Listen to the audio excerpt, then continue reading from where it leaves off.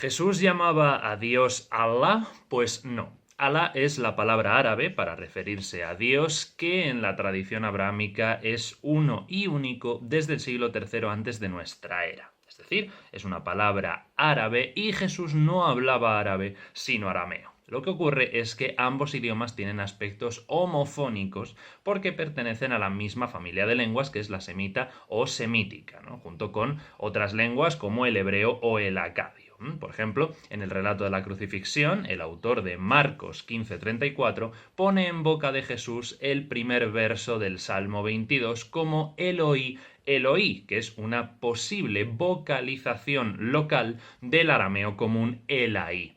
Guarda igualmente semejanzas fonéticas con el hebreo Elí, que es el que adopta, por otro lado, el pasaje paralelo de Mateo 27:46. Tanto Elí como Eloí suenan de forma similar a Allah. Sirve también de ejemplo el uso de varias palabras que la Biblia hebrea utiliza para designar, para llamar a Dios. El, Eloá, Elá o el plural Elohim, que progresivamente fue siendo identificado con Yahvé. De un politeísmo semita practicado en todo el levante mediterráneo en el que el dios El era la divinidad suprema, el líder del panteón y dios creador, se fue asociando poco a poco y se fue pasando gradualmente a un enoteísmo y a un monoteísmo final, donde él se fue asociando, se fue vinculando, se fue identificando con Yahvé hasta desaparecer. Pero eso es otra historia. La razón para estas similitudes es que el arameo, el hebreo y el árabe son todas, como he dicho, lenguas semíticas con orígenes comunes. Pero que suenen parecido no significa que sean intercambiables.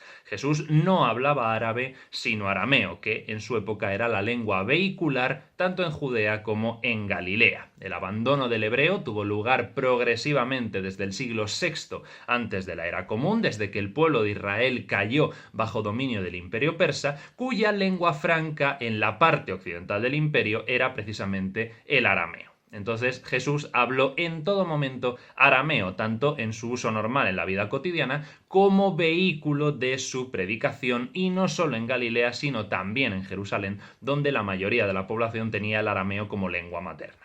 Jesús también conocía el hebreo, la lengua de las escrituras, aunque luego éstas se tradujesen oralmente al arameo para que el público las entendiera, y debía manejarse también en griego, al menos por motivos profesionales, y se ha dicho también que podría conocer algunas palabras en latín, pero nunca en árabe. Sin embargo, exceptuando esa excepción de Marcos 15:34 y su paralelo en Mateo 27:46, no parece que Jesús soliera referirse a Yahvé como Elí, El o Eloá, sino más bien utilizaba el arameo Abba, es decir, Padre.